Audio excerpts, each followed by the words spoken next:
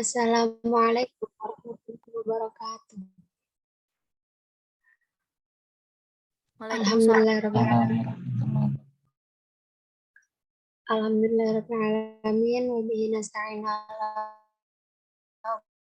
umuri dunya waddin. Wassalatu wassalamu ala asrofil anbiya'i wal mursalin ala alihi washabihi. Adalah kita panjatkan puji syukur kepada Allah Subhanahu wa taala bisa berkumpul di acara diskusi R&D dalam keadaan sehat walafiat. Shalawat serta salam semoga selalu tercurah limpahkan kepada baginda kita Rasulullah Sallallahu Alaihi Wasallam yang selalu kita harapkan syafaatnya kelak di hari kiamat. Alhamdulillah hari ini kita akan melaksanakan diskusi R&D di pertemuan ke-9, dan di pertemuan kali ini kita akan membahas dua tema. Tema yang pertama yaitu nilai moralitas yang terdapat pada salah satu karya Mojakaf, dan yang kedua adalah telaah sarkasme atau satir di media sosial menjelang Pilpres 2024.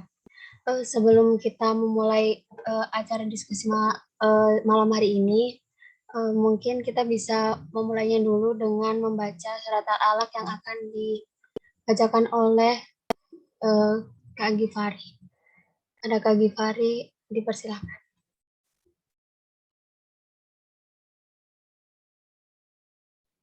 Ya, saya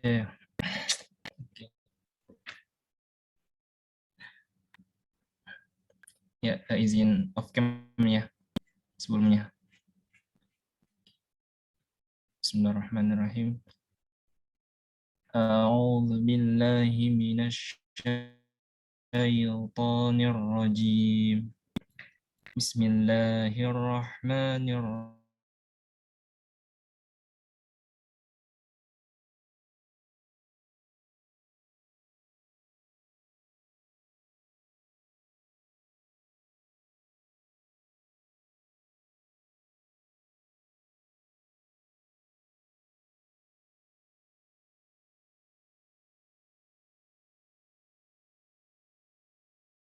Alladzi 'allama bil qalam ya'lam kalla ra'ahu istaghna inna ila rabbika ruj'a ara'aita alladzi yanha 'abdan idza shalla ara'aita in kana 'alal huda aw amara bit taqwa ara'aita in kadzdzaba wa tawalla alam ya'lam bi anna Allah yara kalla la illam yantahi lanasfa'an bin nasiyatin kadhibatin khati'ah falyad'u nadiyah sanad'u zabaniyah kalla la tuti'hu wasjud waqtarib. Shadaqallahul Alhamdulillah. Terima kasih Kak Gifari atas pembacaan suratnya.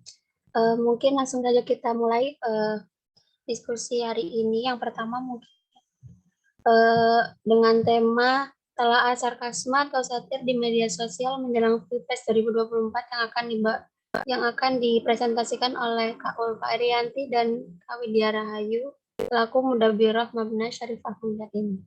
Kepada Kak Ulfa dan Kak Widya, dipersilakan.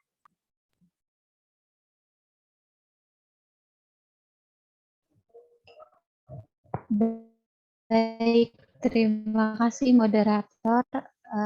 Sebelumnya apakah suara saya terdengar?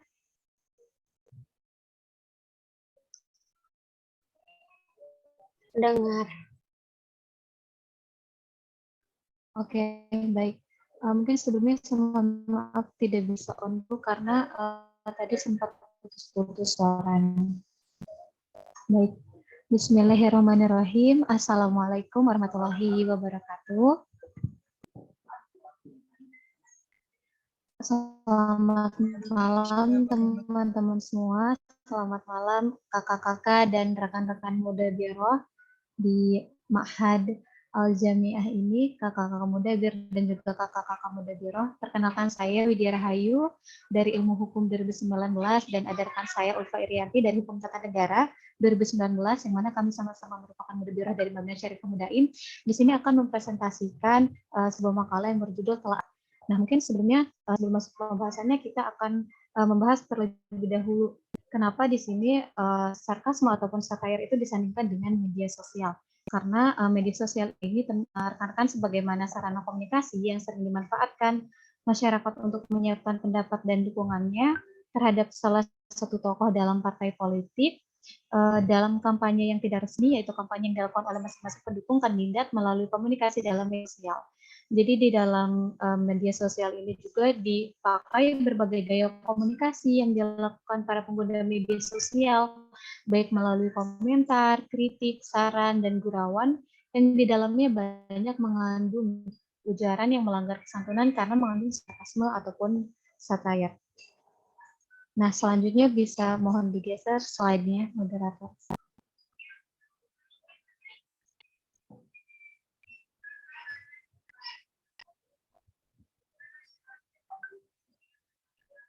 Nah, yang pertama di sini kita akan membahas terlebih dahulu definisi baik definisi dari sarkasme ataupun satire.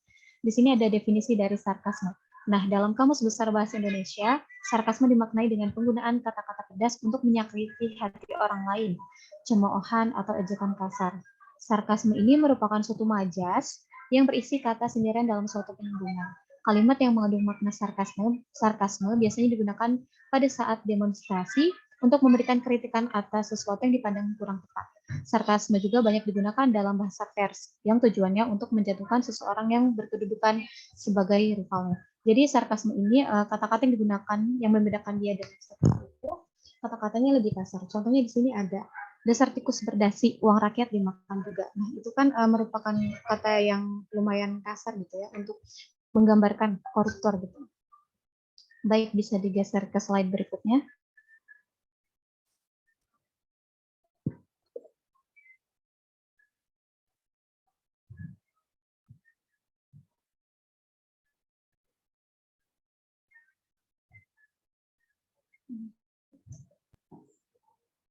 Nah, selanjutnya di sini ada definisi dari satire. Jadi satire ini masuk ke dalam jenis gaya bahasa langsung tidaknya, makna dan merupakan gaya bahasa kiasan karena menggunakan ungkapan-ungkapan simbolis yang tidak langsung diketahui maknanya dengan hanya melihat kata-katanya saja. Dengan kata lain, maksud satire ini tidak akan terlihat langsung setelah kita mendengar hanya dari kata-kata yang menyusunnya saja, tetapi orang harus mencari makna di luar rangkaian kata-kata tersebut. Nah, biasanya satire ini juga dipakai untuk nada berbahasa yang lebih bercanda gitu ya. Contohnya di sini ada, wah rakyat Indonesia kaya sekali ya, saking kayanya wakilnya pun makan uang rakyat.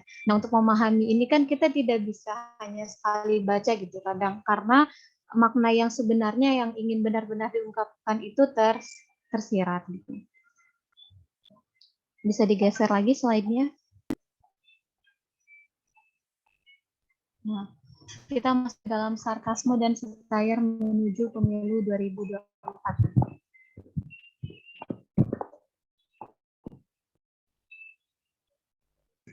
Jadi rekan-rekan tidak bisa kita pungkiri ya, kalau misalkan menjelang pemilu itu setiap kandidat capres dan cawapres pastikan ada proses mereka akan melakukan kampanye berbondong-bondong untuk mencari suara sebanyak-banyaknya. Nah, berbagai kampanye yang dilakukan untuk menarik hati masyarakat ini salah satunya adalah kampanye melalui media sosial. Apalagi sekarang ini perhatian masyarakat ini memang sedang tertuju kepada media sosial gitu kan, di tengah pandemi banyak yang tidak beraktivitas di luar rumah, akhirnya banyak kegiatan-kegiatan yang dilakukan melalui media sosial. Indonesia sendiri tercatat sebagai negara dengan populasi pengakses internet ke-7 terbesar dunia. Nah, berarti ada di posisi yang lumayan tinggi ya, masuk ke dalam 10 negara tertinggi yang menggunakan internet.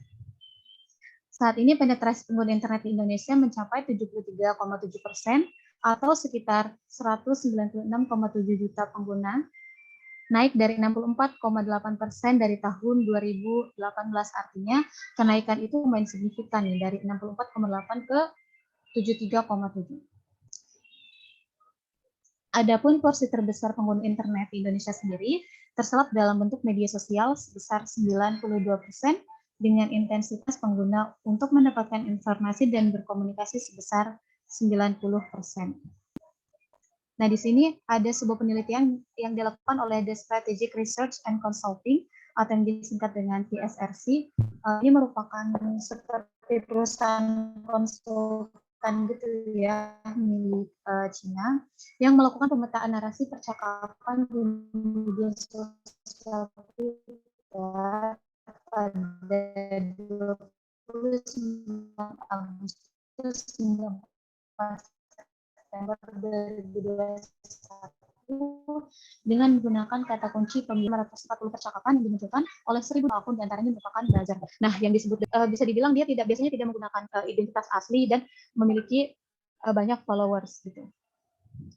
Pemetaan itu menemukan narasi dominan mengenai penundaan pemilu akibat pandemi COVID-19 sebesar 19%.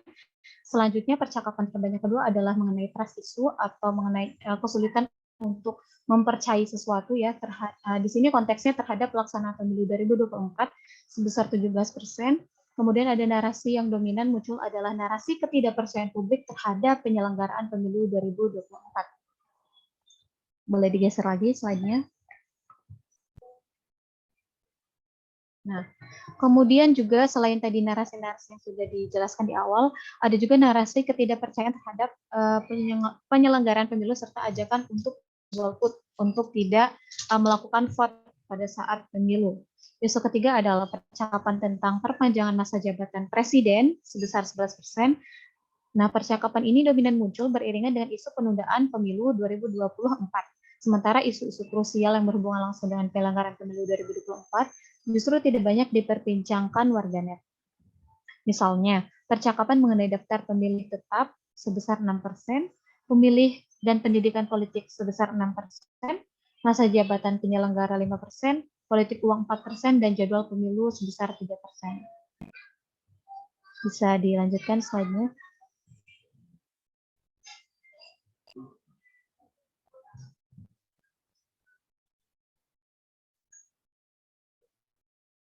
Nah, dari pemetaan tadi yang sudah dijelaskan, bisa kita simpulkan bahwa isu-isu kontroversial yang berkaitan dengan penundaan pemilu 2024 ini, isu mengenai penundaan pemilu 2024 sampai isu perpanjangan masa jabatan presiden itu bukanlah isu yang muncul secara organik di media sosial, melainkan sengaja dimunculkan dan diamplifikasi sedemikian rupa dengan berbagai macam narasi oleh buzzer ataupun akun robot. Next.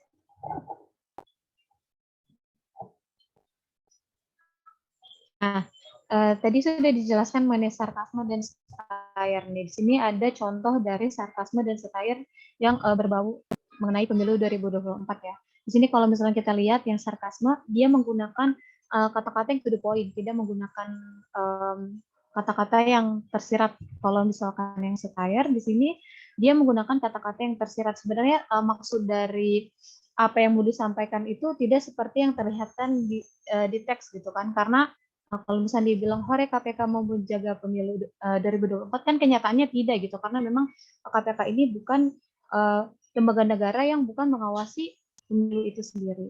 Jadi ini merupakan sebuah satire gitu. Next, bisa dilanjutkan slide-nya. Nah, di sini ada juga manfaat dan juga kekurangan dari adanya sarkasme dan satire di media sosial, yang mana tentunya sesuatu ada kelebihan dan kekurangannya. Bisa kita lihat di sini yang pertama, adanya sarkasme dan satire ini merupakan bentuk kritik masyarakat terhadap pemerintah. Jadi kalau misalkan masyarakat itu bijak menggunakannya, karena kita lihat poin yang kedua juga memudahkan penyebaran informasi, karena adanya satire dan sarkasme itu memudahkan penyebaran informasi, maka bisa dimanfaatkan sebagai bentuk kritik masyarakat terhadap pemerintah, karena biasanya bakalan jadi trending gitu. Jadi orang-orang banyak yang lihat dan dalam harapan juga semoga pemerintah bisa melihat itu gitu. Kemudian dengan adanya satire ini juga kritik bisa disampaikan dengan porsi yang tidak terlalu menusuk gitu, dan porsi yang tidak terlalu pedas. Sementara ancaman dari adanya sarkasme atau satire sendiri, yang pertama di sini ada berita palsu, atau kita kenal dengan hoax. Nah, kenapa bisa memunculkan berita palsu? Karena memang biasanya yang membuat sarkasme atau satire itu merupakan akun-akun buzzer gitu, akun-akun robot yang tidak memunculkan identitas aslinya. Jadi karena mereka merasa aman, identitasnya terlindungi, jadi sering memunculkan berita-berita yang tidak benar. Kemudian bisa juga menghasilkan adanya perundungan siber atau cyberbullying. Dan yang terakhir di sini ada ujaran kebencian atau hate speech. Next.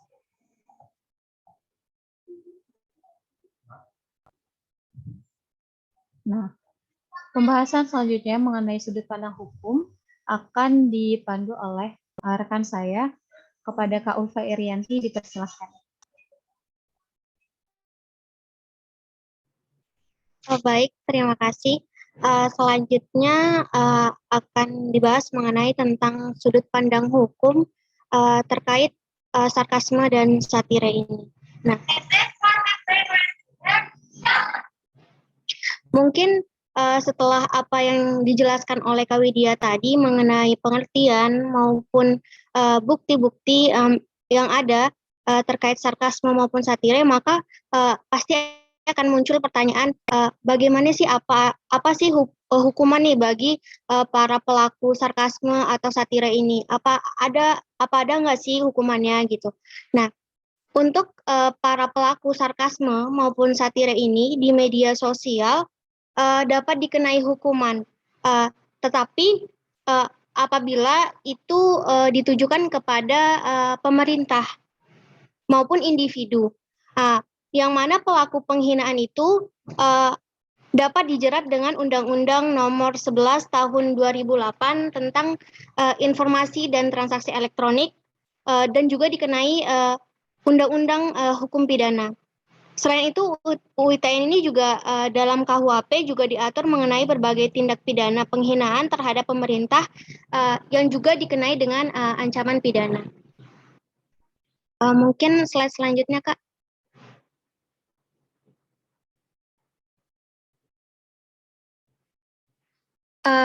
Yang mana apabila seseorang yang melakukan tindakan sarkasme ataupun satire ini di media sosial, baik itu berupa pencemaran nama baik ataupun menyudutkan salah satu kandidat di dalam pemilu, yang mana dapat dijerat apabila ada pengaduan dari pemerintah terlebih dahulu, yang kemudian akan dikenai pasal 27 ayat 3 di UU ITE, yang mana setiap orang yang dengan sengaja dan tanpa hak ini mendistribusikan atau mentransmisikan informasi elektronik ataupun dokumen elektronik yang memiliki muatan penghinaan ataupun pencemaran nama baik, maka itu dapat dikenai ancaman pidana penjara paling lama 4 tahun dan denda paling banyak itu sebesar 750 juta, yang mana berdasarkan Pasal 27 ayat 3 ini harus berdasarkan aduan terlebih dahulu atau yang berlandaskan delik aduan.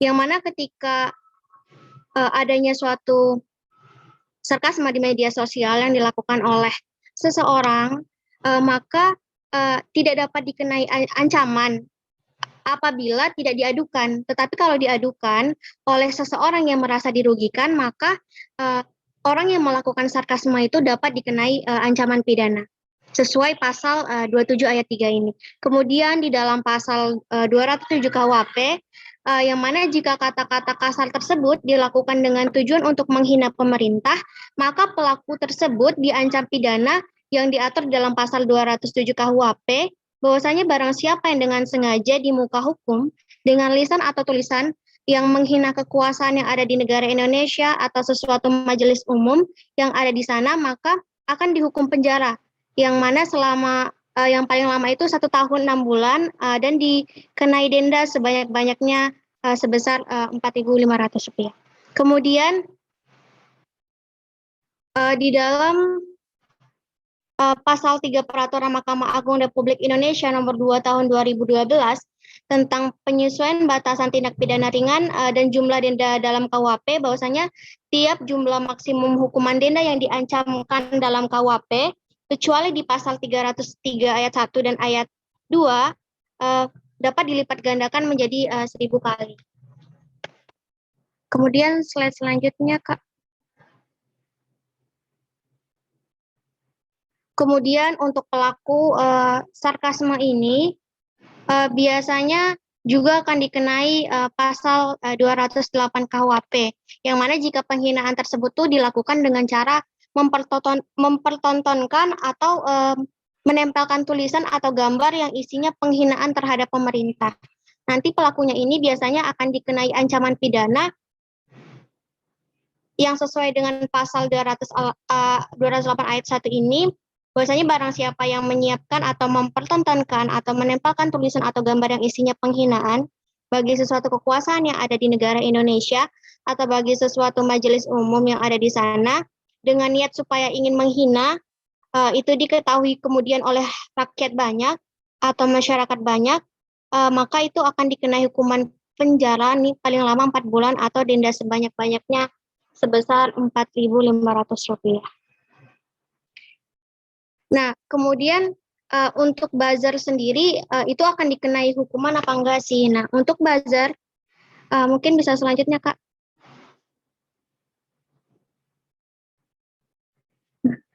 Untuk buzzer sendiri kan, sebenarnya untuk buzzer mungkin teman-teman ada yang udah tahu ya buzzer itu apa dan mungkin ada yang belum. Nah, untuk buzzer sendiri itu adalah orang yang biasanya menggunakan akun media sosialnya untuk sebagai lahan komersil dengan cara menyebarkan berita-berita yang sesuai dengan apa yang diinginkan oleh pihak yang biasanya membayar buzzer tersebut.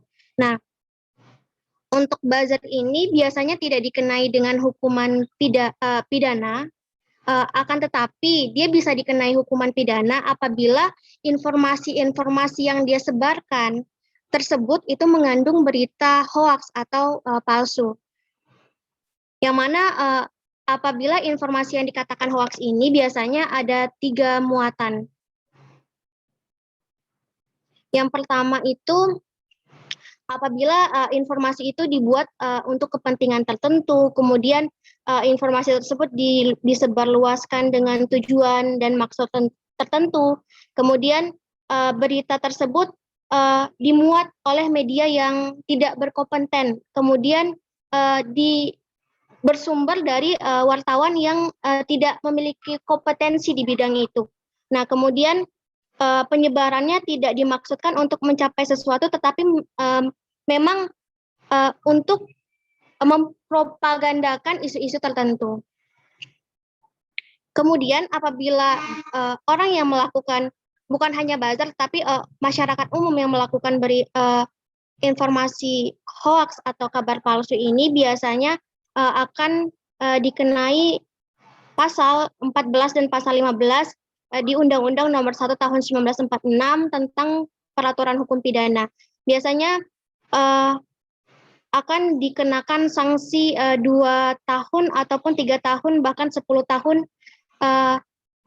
penjara. Sesuai apa yang ada di pasal 14 ayat 1, pasal 14 ayat 2 dan kemudian ada pasal 15. Mungkin itu saja yang bisa saya sampaikan. Slide-nya saya serahkan kepada. Oh ya, selanjutnya masih ada materi mengenai apa yang sebaiknya dilakukan. Nah, untuk apa yang sebaiknya kita lakukan. Nah, untuk sebagai pemerintah, saran-saran kami selaku pemateri bahwasanya sebaiknya nih pemerintah itu dapat memperketat nih regulasi pengawasan kampanye digital di tahun 2024 mendatang. Kemudian pemerintah itu dapat memberikan sanksi yang tegas bagi para pelaku baik buzzer ataupun masyarakat umum yang melakukan tindakan pemberian informasi palsu ataupun sarkasme.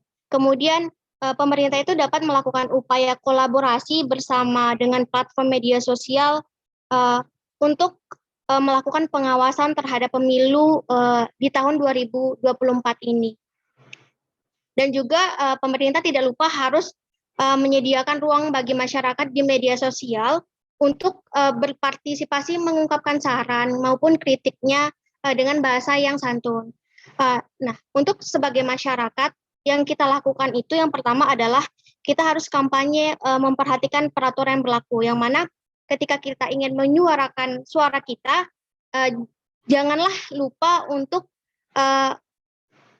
sesuai dengan aturan-aturan yang ada dengan menggunakan bahasa yang santun dan apa yang kita jelaskan di media sosial itu harus berisi fakta-fakta, bukan berita-berita yang palsu. Kemudian apabila kritikan kepada pemerintah tersebut harus dilandasikan fakta, bukan hanya menggiring opini publik. Kemudian ketika memberikan kritikan kepada pemerintah tersebut harus disertai dengan saran-saran. Mungkin itu saja yang bisa saya sampaikan. Selanjutnya saya serahkan kepada moderator.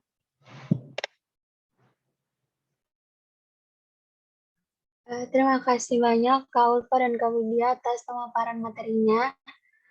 Untuk pertanyaannya, mungkin yang ingin bertanya bisa melalui chat atau bisa disimpan terlebih dahulu untuk ditanyakan di akhir sesi. Sekarang mungkin lanjut untuk presentasi kedua, Kak Mahirah Ayu dan Kak Nanda. Saya serahkan kepada Kak Uka. Ya, terima kasih Kak Aisyah. Sebentar saya share screen dulu.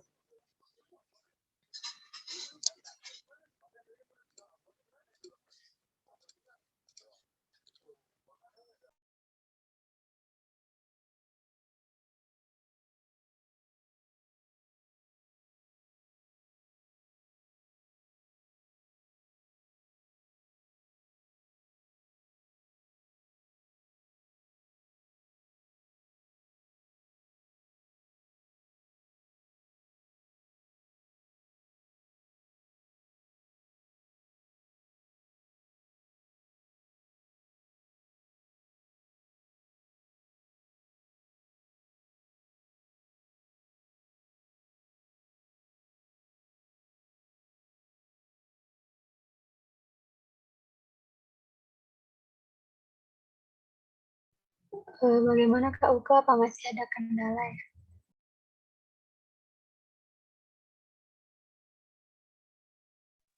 Oke, sebentar.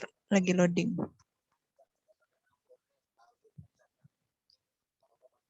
Apakah sudah terlihat? Belum Kak Uka. Oh, sebentar. Mohon maaf sebelumnya, memang jaringan sedang tidak. Udah Kak, udah.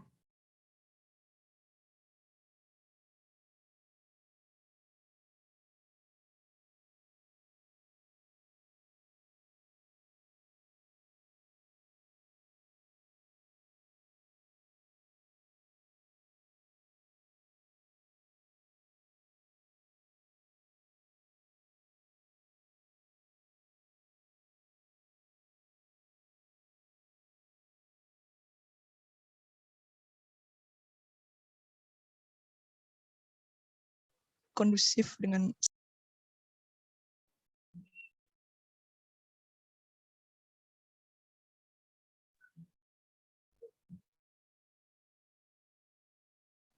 ya, halo, maaf. Ya Allah, ada yang telepon tadi, berubah langsung. Jelas suara saya ya?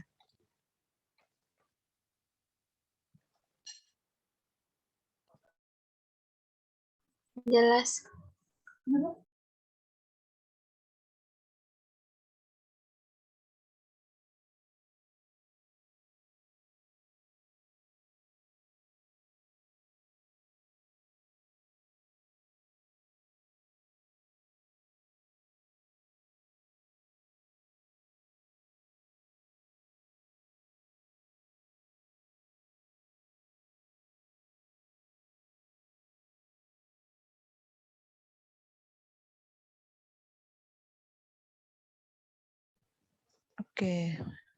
Oke, sudah terlihat ya?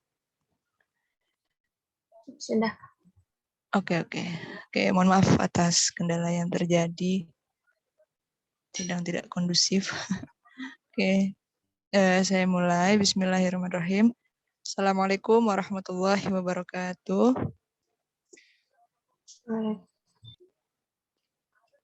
Oke. Malam ini saya dan Kak Nada akan membawakan makalah kami yang bertemakan nilai moralitas yang terdapat dalam seorang sastrawan Muslim Barat dengan judul nilai moralitas yang terdapat dalam emails from Scheherazade karya Mohjakaf. Dan di sini terdapat 2 gambar. Mungkin berangan-angan ya, kenapa saya dan Kak Nada taruh gambar ini di bagian awal, karena ini ada kaitannya dengan karya beliau. Oke. Saya next. Nanti kalau misalnya ada yang bisa menebak, boleh chat di komen. Oke, sebelum memulai, berikut adalah table of content atau daftar isi yang akan kami paparkan. Yang pertama mulai dari pendahuluan yang akan saya bawakan, yang terdiri dari latar belakang, rumusan masalah, tujuan, serta manfaat. Dan berikutnya ada pembahasan yang akan kami berdua bawakan, yang berisi tentang nilai dan moralitas, pengertian moral, perbedaan antara nilai dan moralitas, Mohjakaf dan karyanya, dan hubungan nilai moralitas dengan karya Mohjakaf yaitu emails from Scheherazade. Dan yang terakhir adalah penutup, yaitu kesimpulan. Oke, mari kita mulai dari pendahuluan. Dari latar belakang, jadi nilai moralitas pasti adalah seperti nilai moralitas berhubungan dengan etika. Maaf. Nilai moralitas pasti ada hubungannya dengan etika dan mungkin perilaku kita sehari-hari dan juga moral-moral yang kita tanamkan selama ini. Dan di sini bisa kita baca bersama, etika adalah hal penting yang harus dimiliki oleh semua manusia. Dengan etika dapat terlihat bagaimana seseorang berperilaku dan berbuat sesuatu. Etika berasal dari bahasa Yunani yaitu ethos, yang memiliki arti tempat tinggal, kebiasaan, adat, watak, sikap, dan cara berpikir. Dan dalam Kamus Besar Bahasa Indonesia pun dijelaskan bahwa etika adalah pengetahuan tentang mana baik dan mana buruk, serta tentang hak dan kewajiban manusia. Kita pasti sudah tidak asing lagi mana hak, mana batil ya, karena umur kita adalah umur yang sudah mengenal hal tersebut. Etika memiliki 2 arti, yakni praktis dan refleksi. Praktis sendiri yang dimaksud itu adalah nilai dan norma moral, baik yang dikerjakan maupun tidak.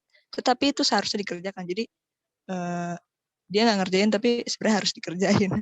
Nah itu bermasalah dengan nilai dan normanya nantinya. Dan yang kedua ada juga refleksi. Itu berkaitan dengan pemikiran moral. Jadi penjabaran ini adalah penjabaran dari Bertens pada tahun 1993. Dan juga karena disinggung dalam judul adalah nilai dan moralitas. Pasti nilai dan moralitas akan memiliki arti yang berbeda, tapi kenapa mereka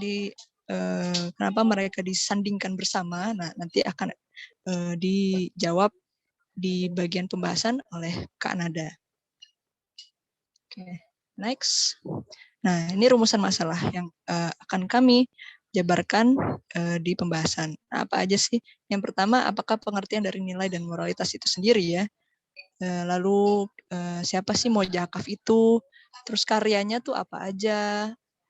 Dia seorang sastrawan yang menghasilkan karya apa? Dan yang terakhir, bagaimana hubungannya antara nilai moralitas dengan karya Mohjakaf, yaitu emails from Scheherazade. Ya udah, mau. Nah, oke. Ada tujuan juga. Tujuannya ada 4. Kami membuat makalah ini bertujuan untuk mengetahui pengertian dari nilai dan moralitas. Dan yang kedua adalah untuk mengetahui identitas diri Mohjakaf. Jadi siapa sih Mohjakaf ini?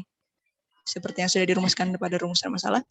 Dan yang ketiga ada untuk mengetahui karya dari Mohjakaf apa aja. Oke. Dan yang terakhir menemukan nilai moralitas dalam emails from Scheherazade. Nah, manfaatnya bagi kami sendiri itu sebagai ilmu pengetahuan yang baru dan juga melatih kemampuan kami dalam penulisan ilmiah, dan bagi akademik pun menambah wawasan ilmu pengetahuan khususnya di bidang sastra, bahasa, dan budaya karena karya dari Mojakaf ini berbahasa Inggris. Dan juga ada budaya-budaya yang tertanam di dalamnya dan akan kami sampaikan nanti di bagian pembahasan.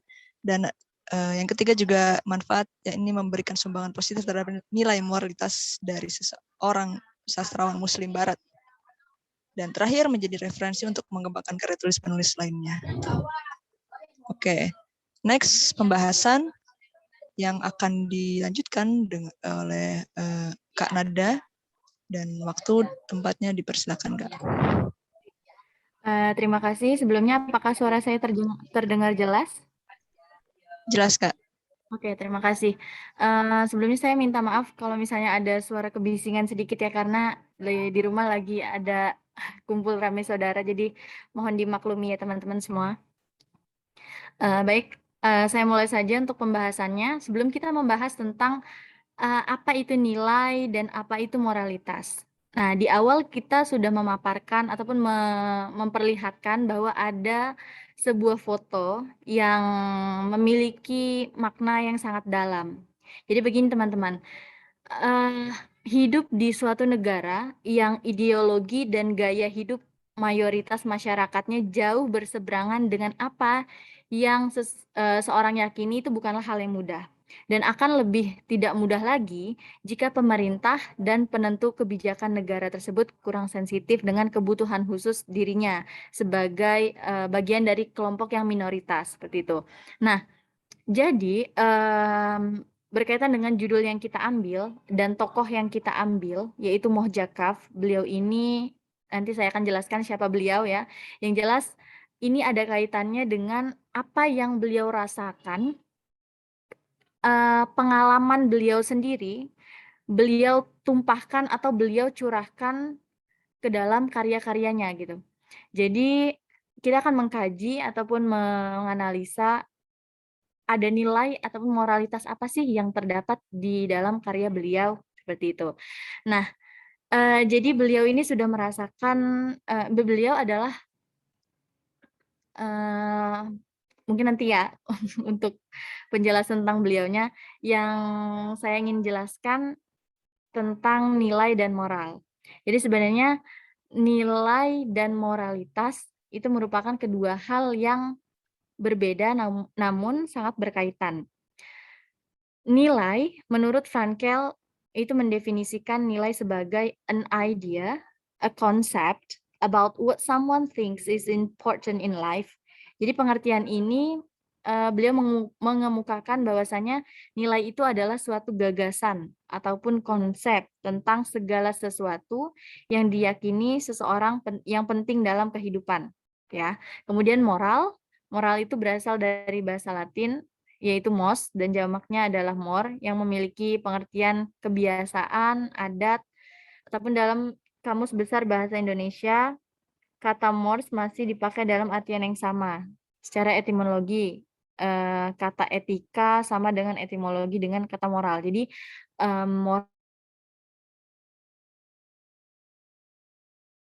sikap, kebiasaan gitu ya. Oke, next dulu ke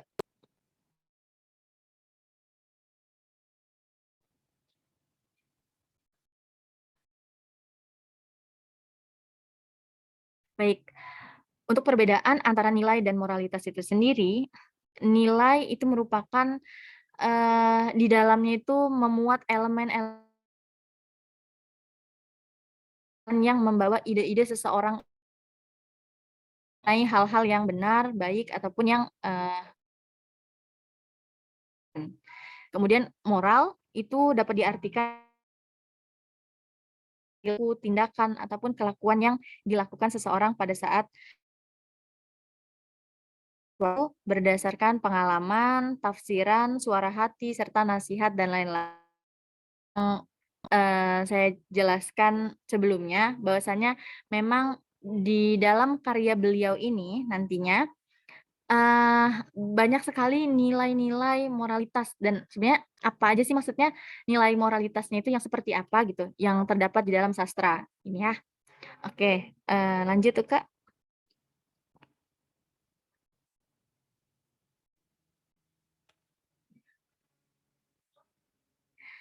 Baik, jadi ini di foto ini bisa kalian lihat ya bersama-sama bahwasanya beliau ini adalah Mohja Kaf. Masya Allah beliau ini merupakan sosok muslimah yang ternyata saya juga baru tahu ya, saya juga baru tahu karya-karya beliau dan memang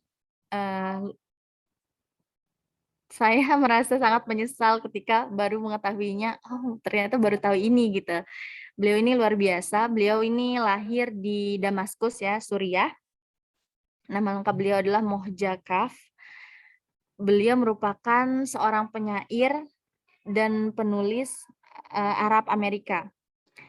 Beliau juga menerima gelar PhD dalam literatur komparatif dari Universitas Rutgers saat ini menjadi profesor sastra komparatif dan anggota fakultas dari King Fahd Center for Middle East and Islamic Studies in University Fayetteville. Oke, jadi beliau juga merupakan seorang dosen, teman-teman. Beliau dosen dan juga karya-karya beliau cukup banyak. Namun pada kesempatan kali ini saya ingin menitik beratkan ataupun memfokuskan bahwa karya yang paling bestseller ataupun yang paling banyak reviewnya gitu ya dari sastrawan-sastrawan lain yaitu ada 2. Yang pertama, beliau mencetak buku puisi pertamanya yaitu Emails from Scheherazade. Jadi ini benar-benar buku pertama beliau dan sebentar teman-teman. Dan karya ini merupakan karya yang beliau sendiri merasakannya gitu. Maksudnya tercurahkanlah apa yang beliau rasakan selama ini ke dalam kumpulan-kumpulan puisi itu. Jadi Emails from Scheherazade ini isinya adalah ulasan mungkin ya, ulasan ataupun kumpulan puisi-puisi di dalamnya. Beliau itu menyatakan bahwa di dalam karyanya tersebut beliau menyatakan bahwa komentar sosial maksudnya seperti ini. Di dalam karyanya itu komentar yang beliau katakan ataupun kata-kata yang beliau lontarkan di berupa karya puisi itu sangatlah lugas dan puisinya itu sebenarnya benar-benar menuju ke maksudnya menyinggung sekelompok orang gitu. Namun yang paling unik ataupun sisi unik dari karya beliau ini, karyanya ini bisa dinikmati oleh semua kalangan gitu. Jadi ketika orang yang non-muslim membaca karya beliau itu maksudnya tidak merasa seperti ini nyindir banget gitu kan. Itu enggak gitu, teman-teman. Jadi itu tadi padahal maksud dari karya-karya beliau itu sangat tertuju sebenarnya gitu. Cuman beliau mengungkapkannya dengan puisi-puisi dan kata-kata yang tidak tidak langsung tertuju gitulah. Itu tadi banyak sekali sastrawan-sastrawan juga yang mereview dan juga mengomentari bahwasanya emang karya beliau ini emang luar biasa dan sudah diakui secara internasional ya. Kemudian karya yang selanjutnya, karya yang kedua yaitu novel The Girl in the Targin Scarf, dan ini terpilih sebagai Book Sense Reading Group favorite untuk tahun 2007. Nah, pada kesempatan kali ini kita ingin membahas tentang yang edisi pertamanya, buku pertamanya, yaitu Emails from Scheherazade. Oke, lanjut tuh Kak. Oke, terima kasih Kak Nada. Oke, lanjut. tentang hubungan nilai moralitas dengan emails from Scheherazade by Mohajakaf. Jadi nilai moralitas yang yakni nilai moralitas sendiri adalah yakni perbuatan yang berpengaruh terhadap perilaku manusia dan bersifat penting dalam kehidupan masing-masing individu.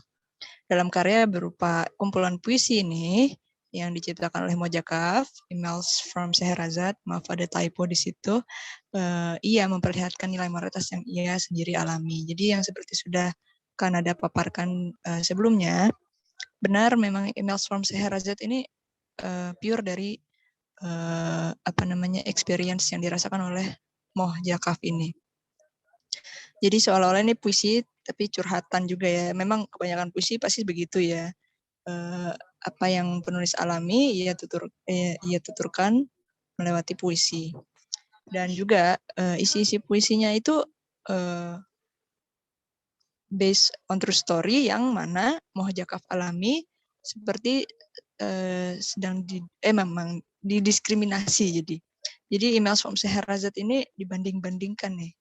Kalau kita suka lihat ya, misal orang, contoh umumnya orang yang berkulit hitam bertemu dengan orang yang berkulit putih, dan mayoritas di situ memang berkulit putih, pasti yang kulit putih lebih dominan ya, seperti mempunyai kekuatan lebih, dan memang kekuasaan juga lebih, dan akhirnya dapat menjatuhkan dengan gampangnya yang minoritas. Itu yang Mohajakaf alami dalam kehidupannya dan dituangkan di Emails from Scheherazade. Mohajakaf, sastrawan Arab Muslim yang tinggal di Amerika, mengalami diskriminasi seperti yang ada dalam contoh hijab scene yang pertama. "Your dress strange," said a 10th grade boy with bright blue hair to the new Muslim girl with a head scarf in homeroom. His tongue rings, clicking on the TR in strange. Jadi maksudnya di sini, ini said a 10th grade boy.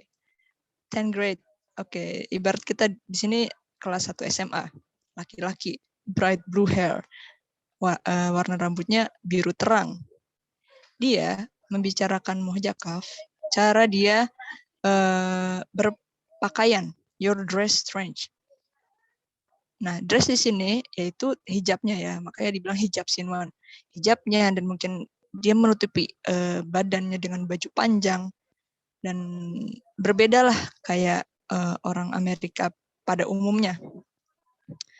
Dan selain pakaian, cowok ini juga seperti mengejek cara berbicara orang Arab ya.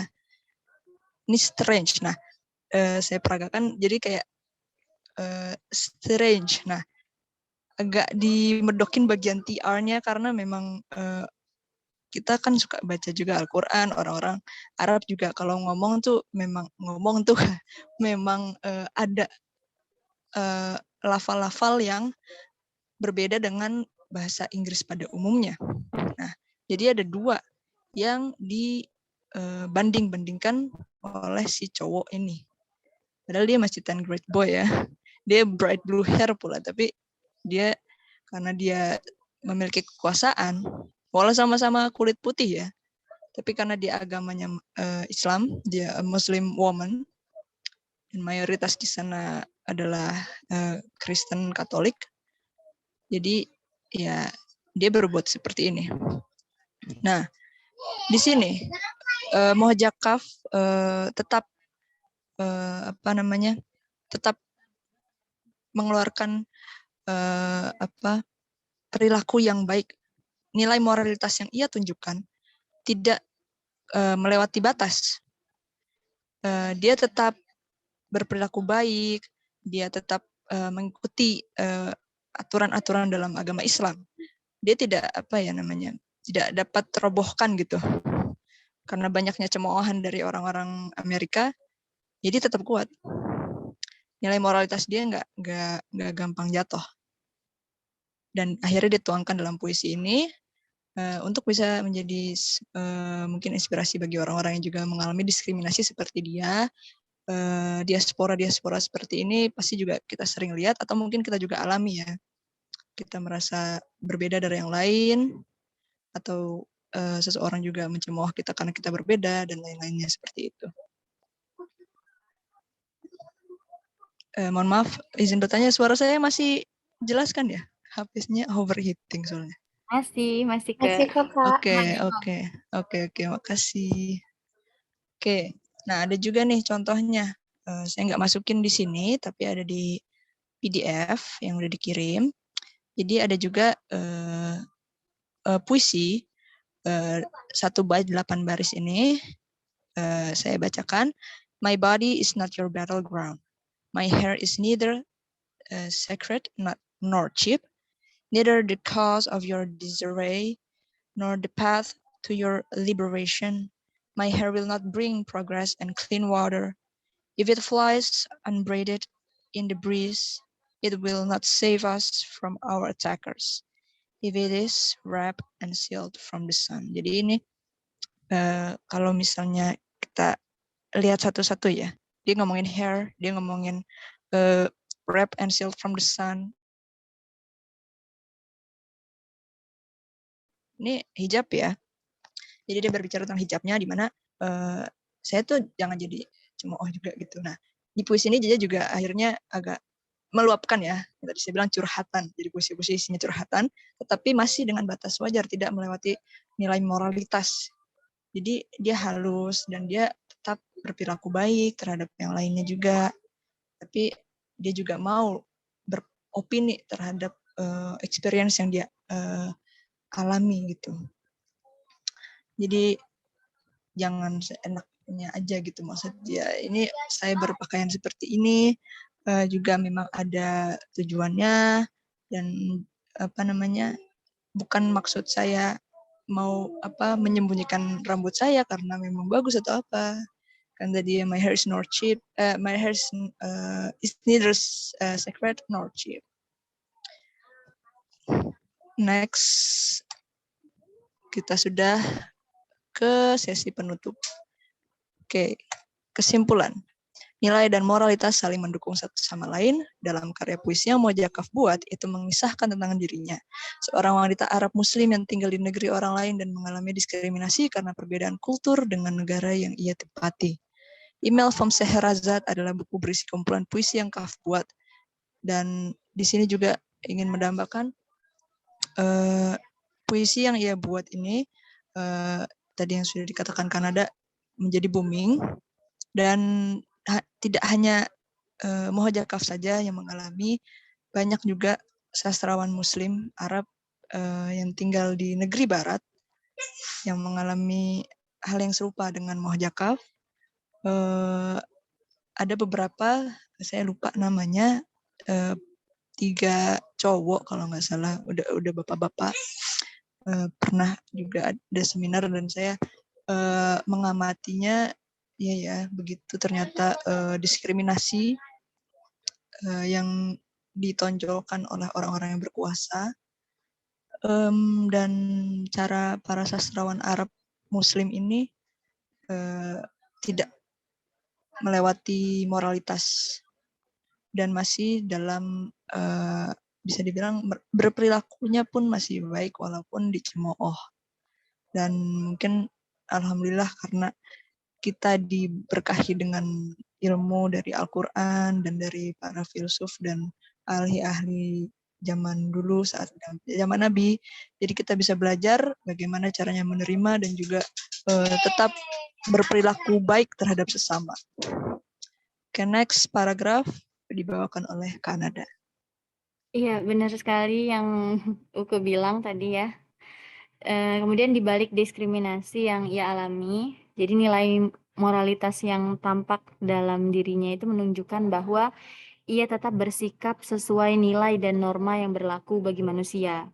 Puisi yang ia terbitkan tak hanya sebagai cerminan seorang muslim yang dianggap aneh di negara lain, akan tetapi juga dapat berhubungan dengan masalah diaspora lain yang orang alami.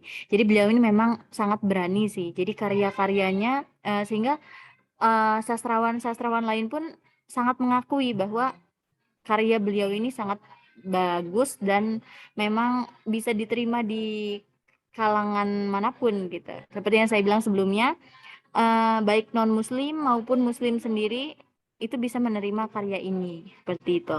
Silakan Uke, kembali lagi ke Uke. Iya, oke, terima kasih Kanada. Ya, itulah penutup dari kami. Semoga bisa menambah wawasan kita bersama. Selebihnya mohon maaf bila ada yang kurang atau salah kata.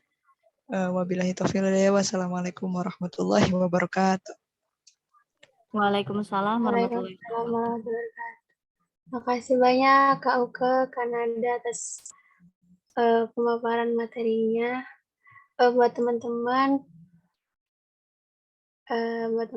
kalau ada yang apakah ada yang mau tanya, baik materi pertama atau materi kedua, silahkan bisa lewat chat atau secara langsung.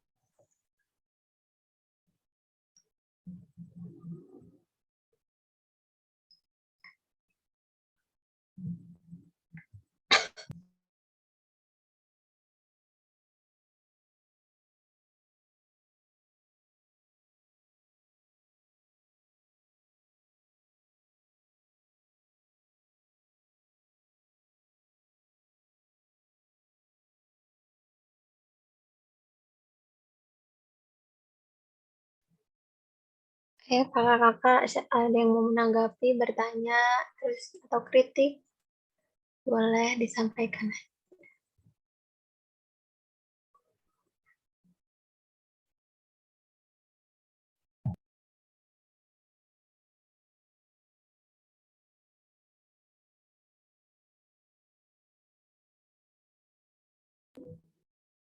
Itu ada request dari Kak Rizky. Boleh dibacakan satu puisi yang ada di bukunya beliau kah? Tadi ada penjelasan tugas, pengen lihat satu karyanya, boleh. Oke. Boleh langsung. Silakan Kak Uke. Oke. Boleh langsung jawab ya. Ini Boleh. Kak Iski, oke. Oke, karena ini bukunya, ini buku puisi, jadi kumpulan puisi, jadi mungkin saya bacakan yang sudah saya temukan saja, karena masih banyak lagi. Bentar, saya buka dulu.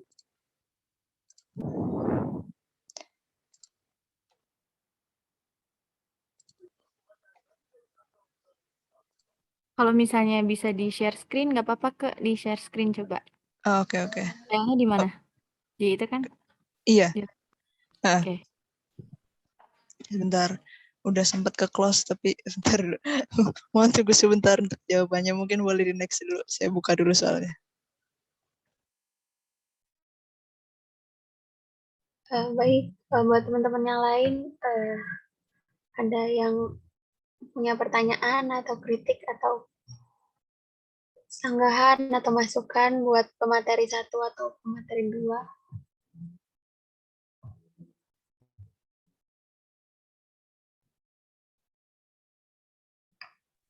Ya aku dong, sambil ini ya nunggu Uke.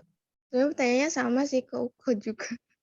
Karena tadi yang satir sama yang sarkasme udah cukup jelas gitu. Untuk yang kedua ini dilalahnya aku juga suka sama puisi, jadi agak mau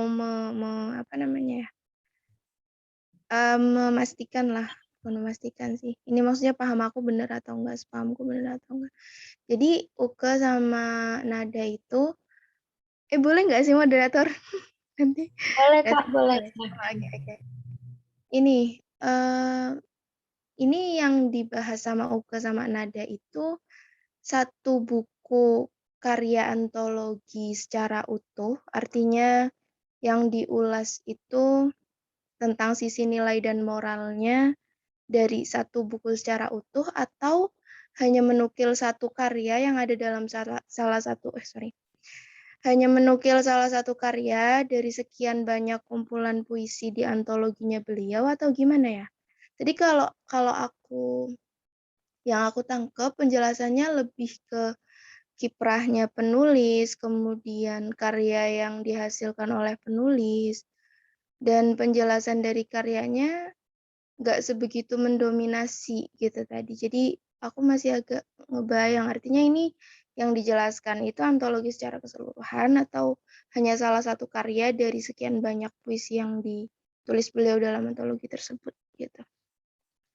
Aduh, tersampaikan nggak? Maksudnya jelas nggak? Tahu aku yang agak muter-muter. Gimana Kak Nanda, Kak Oke, apakah pertanyaannya Kak Iski sudah cukup jelas? Insya Allah dapat dipahami dengan Oke. jelas. Insya Allah siap ya, oke ya. Insya Allah. Bentar, Heeh. saya rapihin dulu. Oke. Terus maksud penjelasan lugas sama apa namanya tadi? Lugas dan berani ya. Dibilang kan tadi karyanya cukup berani katanya. Nah, itu sisi berani, sisi lugasnya itu kalian dapat dari apanya? Apakah dari pemilihan diksinya kah atau dari tema yang diusung atau seperti apa? Thank you. Pokoknya aku pengen lihat salah satunya visinya. Baik, mungkin kita lihat karyanya dulu ya, Kak Iskia. Nanti seiring itu nanti sekalian dijelaskan maksudnya.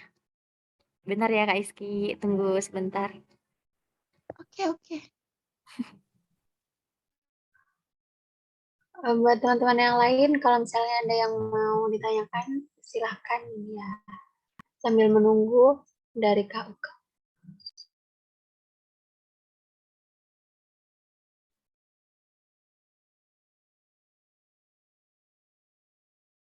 Buat materi pertama nih, ada yang mau tanya nggak?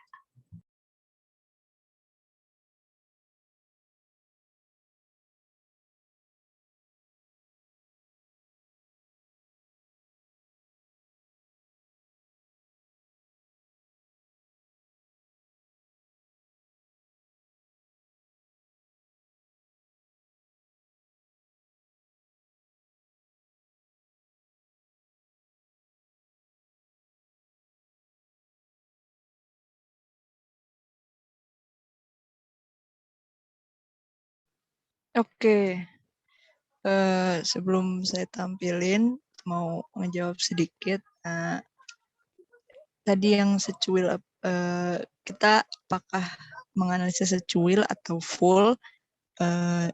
Jujur secuilnya juga ya bukan secuil ibarat kecil ya, karena karena memang banyak dan kita ngambil yang memang ini apa namanya mudah aja gitu. Takutnya kalau yang Iya, lain-lain agak bingung, kita analisis juga bingung, takut salah, dan kita yang sebisa kita aja gitu Kak. benar. Karena memang banyak banget ya Kak Uke ya puisinya. Iya. Di dalam Oke. satu buku ada banyak puisinya. Udah Iya. bisa belum Kak Uke? Ini. Bentar, saya harus keren dulu. Jadi itu judul yang tadi dibacakan itu judul antologinya atau Iya, judul judul puisi yang antologinya. kalian bedah? Oh, judul antologinya. Jadi Tapi judul judul buku puisi yang puisi kalian bedah itu hijab, judulnya? hijab Hijab. sen. Kalau aku boleh saran ya, karena apa namanya, isi dari makalah kalian itu mengulas tentang satu puisi dalam sebuah antologi. Artinya yang kalian ulas adalah satu karya di antara berbagai karya yang ada dalam buku antologinya penulis gitu kan. Nah, kalau boleh aku saran, akan lebih clear kalau misalnya clarity-nya akan lebih dapat kalau teman-teman langsung aja pakai karya apa gitu yang diulas, misalnya tadi nilai moral, terus nilai apa kan tadi, nilai dan moral kalau nggak salah, nilai dan moralitas yang terdapat dalam gitu kan. Nah, itu langsung spesifikin aja karyanya, judulnya apa, dalam antologi apa, karyanya siapa, kayak gitu. Nah, itu jadi kita sebagai audiens juga langsung oh iya, ini yang maksudnya diulas itu satu puisi dari antologi puisi yang banyak. Jadi itu akan lebih lagi memfokuskan lagi. Iya, terima kasih. Makasih banyak Kak Iski atas sarannya. Iya, terima kasih Iya. banget.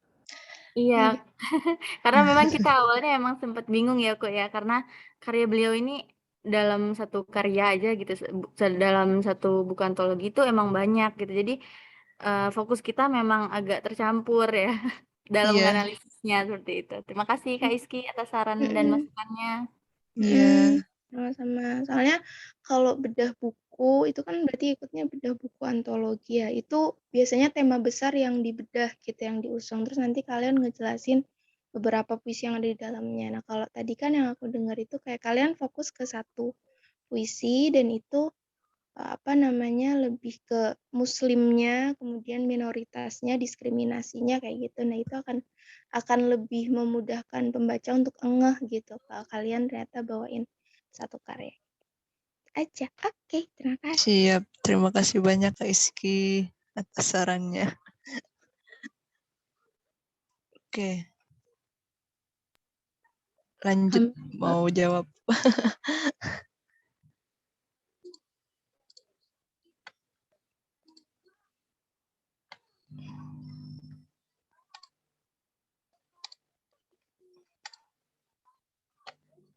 Oke, apakah sudah terlihat Kak? Sudah Kak. Oke, nah berhubung itu bukunya apa ya? Saya nemunya itu agak susah juga sih. Jadi tadi juga pertama banyak dan kami ngambil yang sepemahaman kami dan yang juga bisa dipahami teman-teman semua di sini, kakak-kakak semua di sini.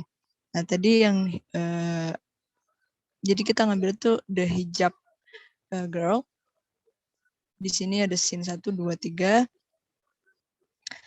Tadi juga sudah sempat saya taruh di PPT yang tentang dia dibilang sama anak kecil yang satu SMA itu kalau pakainya dia tuh aneh dengan dengan memperagakan juga bagaimana cara orang Arab itu ngomong ada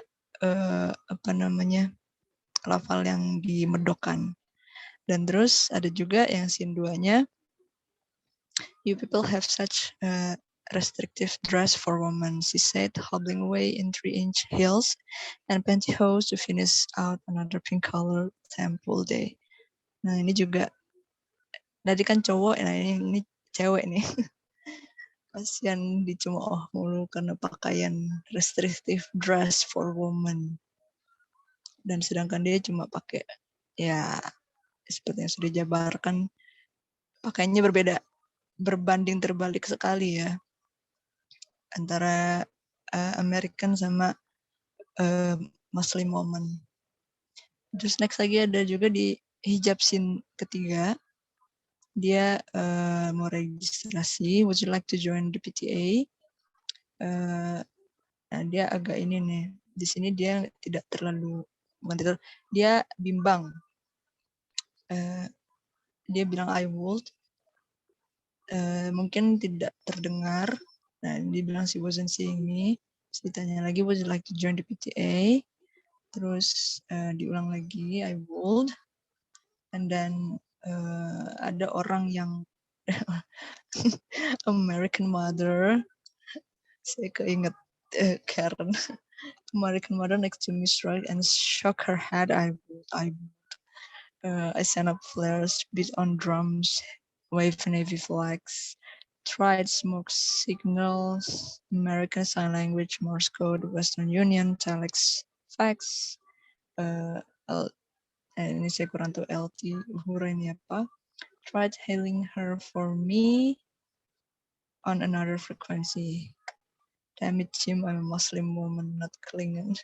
But the positronic force field of hijab jam all her cosmic coordinates. Can we save the ship we're both on? Can we save the dilithium crystal?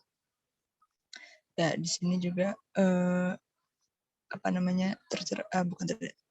apa yang Muhajakaf alami, bertemu dengan American Mothers yang lainnya, dan juga ya nggak jauh beda seperti tadi 10 Great Boys sama yang hijab scene 2 nih cewek ABG nih kayaknya, terus ini lagi American Mother. Perilakunya sama, melihat Muhajakaf ini dengan mata yang sama gitu, tapi mata yang samanya di sini bukan yang baik, tapi itu diskriminasi tadi. Nah, terus yang tadi juga saya bacain, mau dibacain ulang atau saya jelasin aja Aman lagi? aman Uka, udah. Udah, oke. Apakah terjawab atau mungkin ada yang kurang? Terjawab. Nanti linknya dikirim ke aku ya, Kak ya. Oke, Juga siap. penasaran. Oke, Oke. thank you. Iya, thank you juga Kak Iski.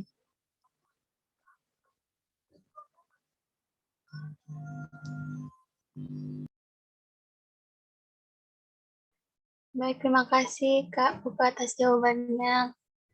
Dan Kanada, terus teman-teman yang lain gimana? Ada yang mau ditanyain lagi atau enggak?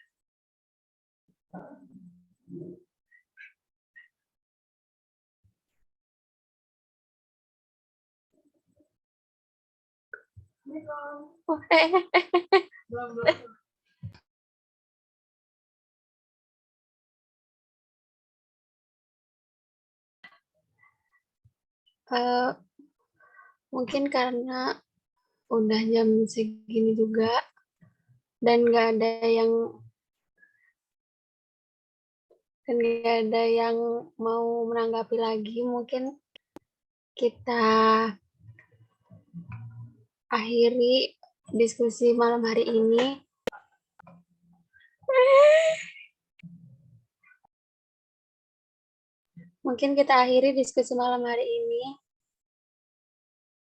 Mungkin sebelumnya kakak-kakak yang bisa on cam bisa minta tolong on cam nggak untuk dokumentasi.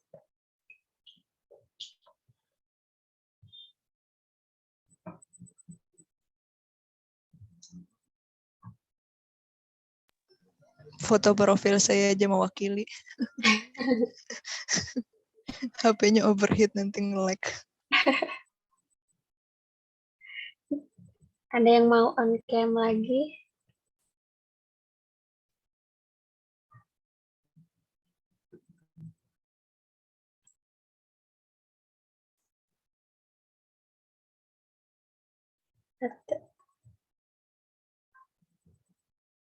Itu yang foto Upin Ipin apa Ulfi Tuti?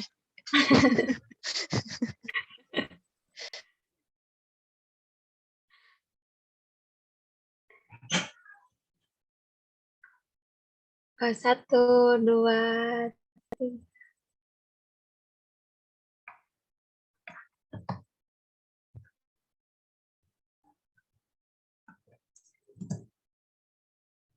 Sekali lagi ya.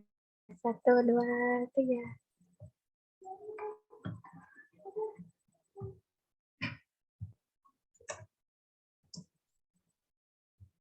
Terima kasih semuanya. Mungkin kita akhiri diskusi malam ini dengan baca hamdalah dan doa kafaratul majelis. Alhamdulillahirabbil alamin. Subhanakallah. La ilaha illa. Saya selaku moderator hari ini izin undur diri. Terima kasih kepada teman-teman, kakak-kakak semua yang sudah bisa hadir malam ini, menyempatkan hadir malam ini. Semoga ilmunya bisa bermanfaat. Terima kasih semuanya. Assalamualaikum warahmatullahi wabarakatuh. Waalaikumsalam warahmatullahi wabarakatuh. Terima kasih kakak semua. Guys. Nanti udah ngantuk.